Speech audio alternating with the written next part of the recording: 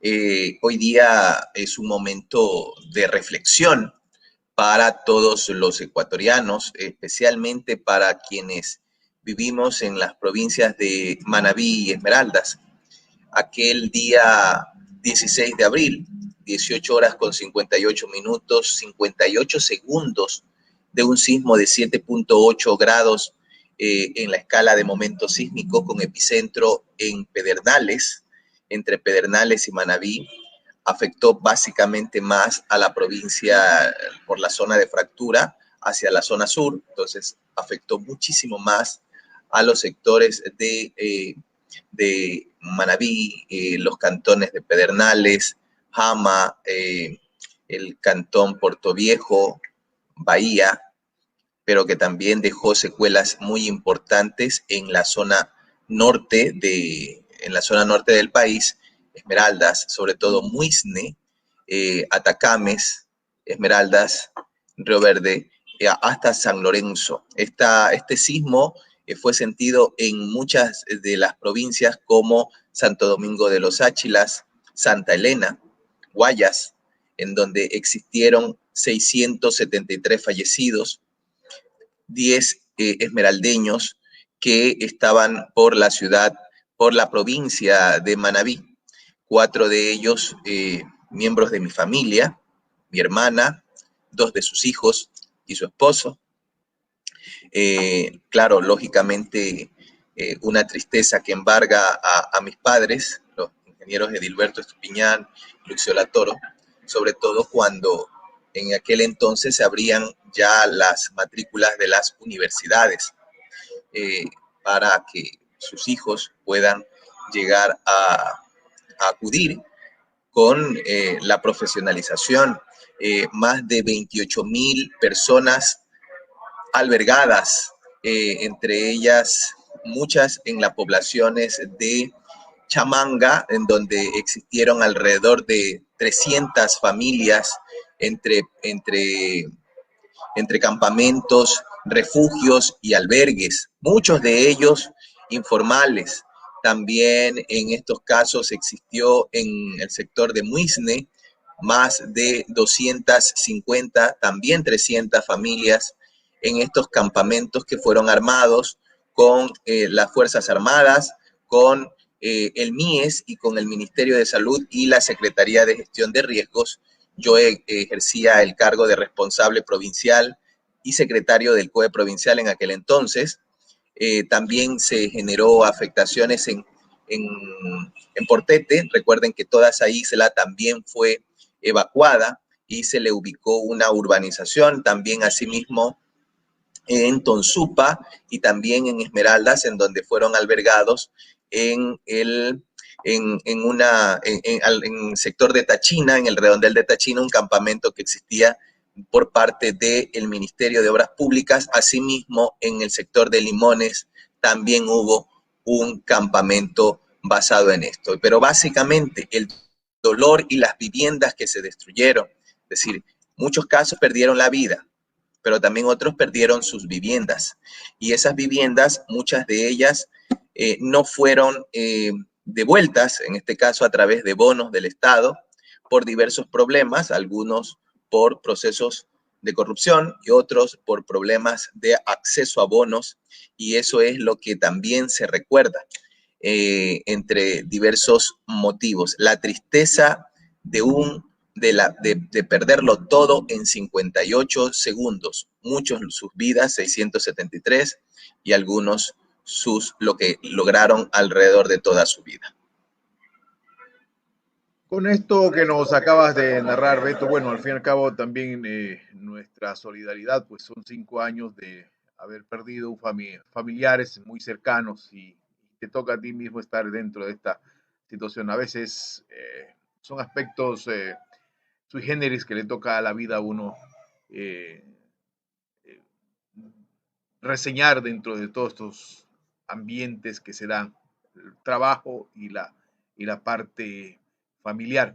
Pero bien, en estos 5 años, ¿crees tú que se ha podido entender por parte del ciudadano común de poder, en un caso no consentido, si llegase a ocurrir algo, porque estamos en este sector del mundo en el cual pues vamos a ser afectados, no se sabe si mañana, pasado, después de un año, después de 10 o 50 años, nuevamente de un movimiento de tal magnitud o todavía de mucha mayor magnitud. ¿Estamos preparados para enfrentar una situación de esa con la experiencia que nos ha tocado vivir?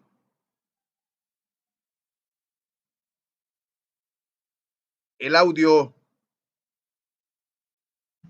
Para iniciar con la respuesta, primero, no hemos aprendido de nuestros errores. Esto es un tema de que hoy día, a los 5 años, muy pocos de los medios de comunicación, por ejemplo, con la solidaridad y la frontalidad que ustedes lo hacen a través de este enlace regional informativo, recordarán este momento. La población probablemente ya casi nada, y es por eso que muchos siguen construyendo sin ningún proceso de criterio técnico y únicamente por la motivación de tener una vivienda.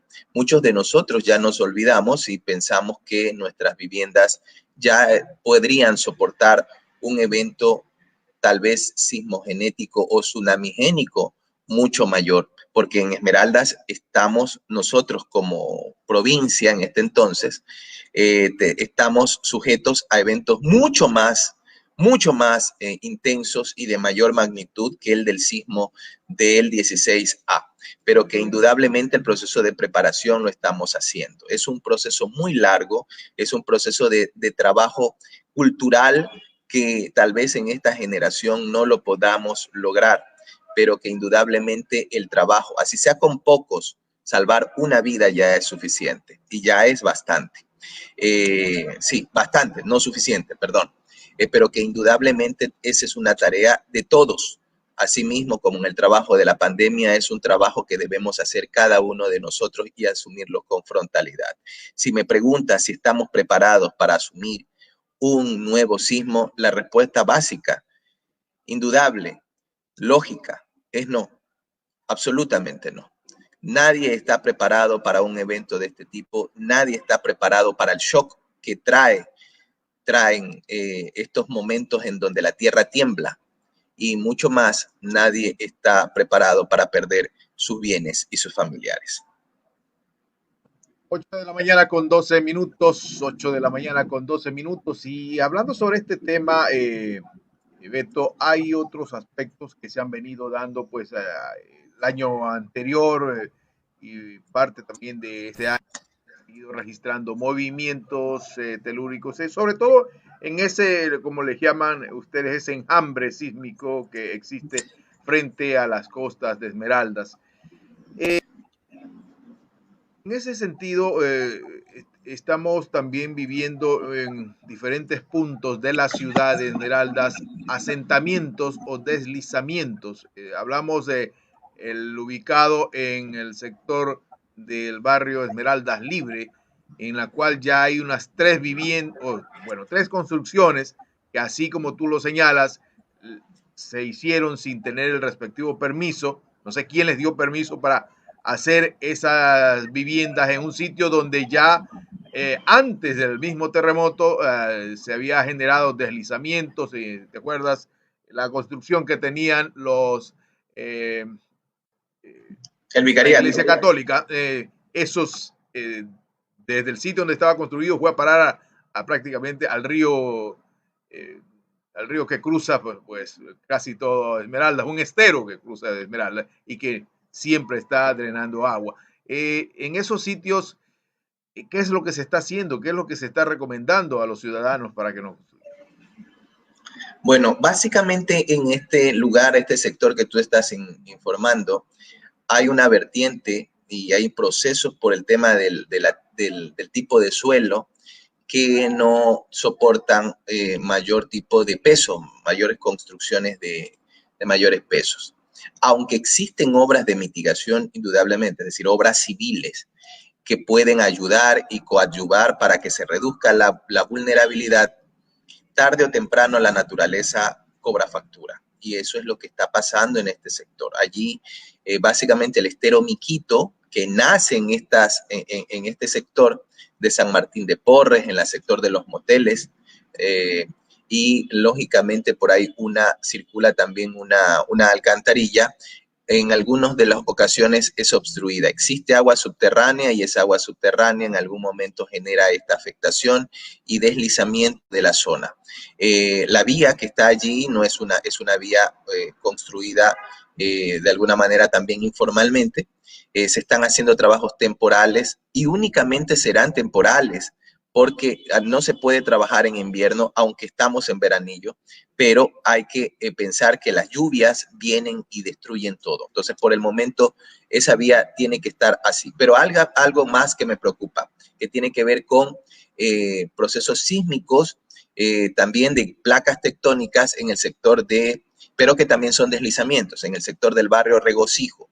Allí en estos momentos, en el penúltimo mirador, digamos, el que sube y que disfruta de la parte alta de la ciudad, también está viviendo un proceso de deslizamientos. Y estos procesos de deslizamientos, bueno, de los que más se recuerdan en el año 97, cuando se afectaron varias discotecas en el Malecón de Las Palmas, toda esa loma baja.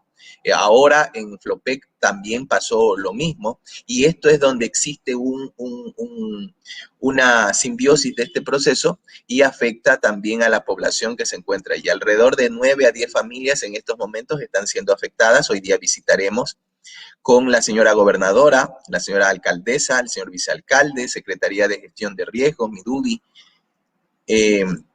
MTOP, para poder generar una evaluación mucho más profunda y un análisis también de que el ente político y técnico conozca, para que la población pueda comunicar y expresar lo que realmente siente. También allí se está generando un deslizamiento, también por procesos, lógicamente, de afectación por la temporada de lluvias.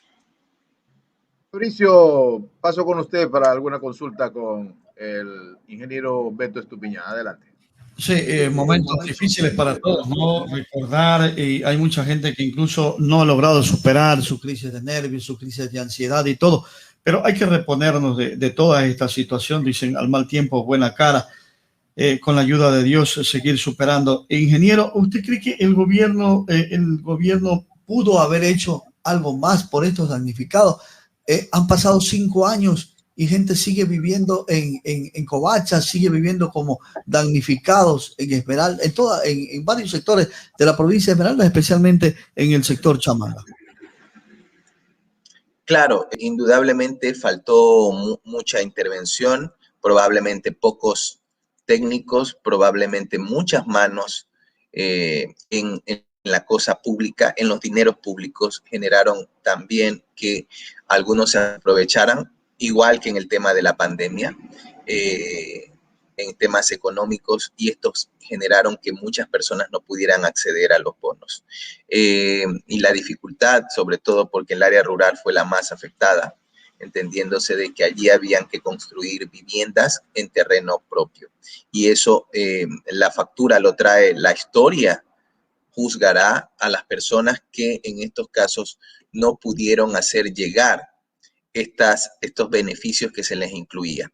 Si bien es cierto, las urbanizaciones en Chamanga para 220 familias no fue suficiente, aunque fue un trabajo que realizó el gobierno. La facilidad portuaria, la facilidad pesquera, creo que todavía no ha sido concluida, pero que inició la construcción con la Ley de Solidaridad. La misma vía hacia Mataje, que es la fronteriza, y la binacional a su vez, el trabajo que se hizo con las 200 soluciones habitacionales, con una urbanización, un UPC, un UCBB, le insistimos en la ciudad de Muisne, 80 soluciones habitacionales en Portete, también las 180 soluciones habitacionales en Tonsupa, asimismo el puente de triciclos, de tricimotos, digamos así, para la ciudad de Muisne. Son eventos, son ciertas, y la construcción nuevamente la reconstrucción de esa carretera de 15 parches en ciertos lugares, son procesos que quedaron de la reconstrucción. Muchos de ellos truncos en los dos gobiernos anteriores y mucho más en el gobierno actual. También pues lógicamente han generado que no haya llegado la ayuda suficiente, tanto en bonos en terreno propio como en bonos en terreno urbanizado.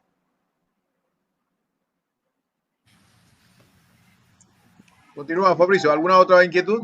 Sí, ahora la situación, usted ya, Iván le había consultado sobre estamos o no estamos preparados. Bueno, indudablemente que nunca vamos a estar preparados para algún desastre de este tipo. Mire lo que está ocurriendo ahorita en el sector del panecillo, ¿no? En el regocijo, concretamente. ¿Eso es fruto del sitio de riesgo o hay otro aspecto que ha permitido que esas viviendas se estén hundiendo? Hay varios procesos. A veces nosotros creemos que con la construcción de pozos ciegos o pozos sépticos, asimismo con una fuga pequeña de agua, una filtración pequeña de agua de alguna de una vivienda, un aljibe con alguna filtración, más la zona que básicamente no es la adecuada para soportar este tipo de pesos de viviendas y las construcciones que ya tienen 30, 40 años. Todo eso genera también un proceso de erosión agresivo. Súmele a eso que la parte visible en el tema sísmico, si es que hablamos de un tema como el que iniciamos con el 16, la formación tectónica de Esmeraldas hace que sea algo que es muy visible en ciertas partes del mundo. Los peñones o los acantilados que tenemos nosotros desde el sector de Esmeraldas hasta el sector de Muisne. Esos son la parte más visible de la formación tectónica, es decir, de la actividad sísmica de Esmeraldas. Y eso también por el tipo de suelo, que es una arcilla como la que tenemos ahora, que la tenemos en la zona alta de Esmeraldas, hace que esto sea inestable y pues básicamente puede ser que el día de hoy no haya ningún problema, de aquí a 50, 100 años no exista mayor dificultad, pero que en una hora o tal vez en 2 o 3 semanas todo lo que nosotros hemos logrado se pueda afectar. Y eso es lo que pasa en este momento en el sector del regocijo. Bueno, hay otros sitios también que estamos observando. Bueno, el tema de la vía de ingreso a la ciudad, donde se ha deslizado también, forma parte de esa composición del suelo que es arcillosa y cuando el río está socavando o le está prácticamente socavando la parte baja subterránea, pues va a comenzar a deslizarse. Y hay que comenzar, y también hay que comenzar a analizar técnicamente ese sector de la entrada de la ciudad, porque mientras el río Esmeraldas vaya a estar socavando, por debajo, no nos sorprenda en una mañana o un día de estos que toda esa parte de la loma se va a deslizar, ¿no? Así es, tienes toda la razón. Y adicionalmente tenemos que sumar que la explotación de minas, es decir, de los áridos y los pétreos, a lo largo de todo el Esmeraldas, ha generado un cambio en el curso del río, poco a poco, lento y progresivo, y eso ha estado afectando desde las poblaciones de Majua, Chinca, San Mateo, y pues no podemos decir que también en la zona de Esmeraldas. Entonces, si el cauce estaba mucho más a la derecha y ahora por el patrón y este comportamiento, por esa explotación de las minas hacia la izquierda, entonces podríamos estar hablando de que existe una potencial afectación a todo el sector del Cabezón y eso puede traer consecuencias severas en el proceso de la conectividad de Esmeraldas. Y imagínate vernos en un escenario en la que la vía única en estos momentos sea la que nos lleva desde 15 de marzo hasta el sector de El Basurero o el sector de San Martín de Porres, Esmeraldas Libre. En estos momentos eso sería catastrófico. Y verá que lo estamos anunciando hoy, 16 de abril del 2021. Ojalá esto no ocurra. Bueno, cambiándonos de tema, Beto, y queremos aprovechar justamente estos minutos con usted. Se han tomado nuevas resoluciones, pero al parecer las resoluciones como que quedan en papel, o sea, se toma disposiciones y aquí nadie cumple, aquí a nadie se sanciona por no sé, por evitarse algún contratiempo o alguna situación, pero hay que ponerle un correctivo y el ciudadano, la incivilidad que se está generando en estos últimos días nos está pasando factura y graves facturas. Tenemos ya creo que el cementerio municipal ya no permite el ingreso de más cadáveres en ese sector. O sea, hay que decirlo de manera cruda. Esto está fuera de control y las disposiciones y las acciones quedan solamente en papel. Bueno, primero debo decir lo siguiente. No hay espacio en los cementerios, muy pocos, o sea, en el general, hablando de los públicos, a menos que sea en el área rural o en cementerios privados. No hay oxígeno, señores. No, ya no estamos en una ubicación en la posibilidad de tener oxígeno con mucha facilidad. No hay camas UCI, no hay camas, las camas intermedias existen, pero las intermedias son para esperar a la gente que fallece o la gente que sale ya de alta, en el caso para utilizar las UCI. La probabilidad de vida en las UCI es del 30%, es decir, usted ingresa 70%, tiene la probabilidad de fallecer y 30 para poder nuevamente estar en vida. La cepa que es mucho más agresiva, más que la británica, la sudamericana a través de la brasileña, ya es comunitaria en Esmeraldas. Echarle la culpa a las campañas políticas, pues sí. Echarle la culpa a las elecciones, también. Echarle la culpa a las incivilidades, indudablemente que sí. Pero que en estos momentos la situación es sumamente compleja, porque si antes una persona infectada afectaba a 1.5 personas más, ahora estamos hablando de que son entre 4 a 6 personas por cada persona afectada, que genera otro tipo de contagios. Por lo tanto, esto se va a volver ya insostenible y aunque usted genere un cierre en el proceso de aglomeraciones, que por cierto, el MIES es el que tiene que hacer el control en las entidades bancarias. Hay alrededor de 220 puntos de pago, pero la gente solo utiliza 2. ¿Por qué solo utiliza 2? Porque hay ciertos bancos que dicen, no hay sistema, yo ya se me acabó mi cupo, y toda esa responsabilidad se la dejan a 2 entidades bancarias que son públicas. Entonces, es el MIES quien tiene que exigir que esas entidades que no están pagando los bonos, a pesar de tener convenios de pago, no lo hacen. Entonces, las aglomeraciones se generan, la necesidad de la gente de salir, incluso hasta por gusto, todavía existe. Entonces, lo que se pretende es, en estos momentos, asumo al COE nacional y que nos toca a los COEs cantonales acoger, son las medidas restrictivas nocturnas, pero esto genera una afectación en la reactivación productiva para personas y medios que también han hecho su inversión. ¿Qué vamos a hacer con estas personas? Por lo tanto, como lo dices muy seriamente tú, el hecho es de la sanción a quienes incumplen la normativa. Ahora veo que en un sector de Vallehermoso se va a realizar, unos muchachitos van a realizar una fiesta, pero que indudablemente es tipo calle 8, otros la realizan en la zona de la Ribera, estas calles 8, que por cierto han disminuido mucho en estos últimos tiempos por el trabajo del Consejo de la parte de seguridad cantonal, pero que indudablemente el trabajo y la responsabilidad es de cada uno de nosotros. Entonces, señores, la situación es compleja, la situación es muy difícil en estos momentos de manejo de pandemia. Si antes existían 3 personas en el mes de febrero, 3 personas morían por día, ahora estamos hablando que en abril son 6. Eso lo dice la estadística y este dato aumentará en el transcurso de los días. Y todavía no tenemos el resultado del tema de las elecciones porque hay familias enteras que están contagiadas con este virus. Y ya como tú lo señalas, la cepa brasileña aquí prácticamente ya es comunitaria y no es que solamente está en Zamora Chinchipe o está en La Tacunga, los casos que se han podido por efecto de alguna investigación de una universidad. Es lamentable la situación que se nos viene. Te dejamos en la parte final, Beto.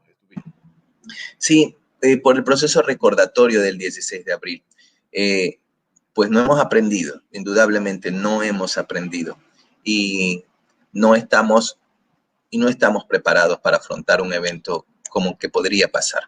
El 16 de abril es un proceso recordatorio con la paz y la tranquilidad también ya después de 5 años para poder seguir recordando a quienes fallecieron y a quienes fueron también funcionarios, profesionales, padres, hijos, hermanos, tíos, pero que también hay que recordar que podemos perderlo todo, podemos perderlo absolutamente todo. Y eso trasladado al tema de la pandemia sigue siendo una responsabilidad ciudadana, sigue siendo responsabilidad tuya desde tu casa. Muchísimas gracias al Enlace Regional Informativo.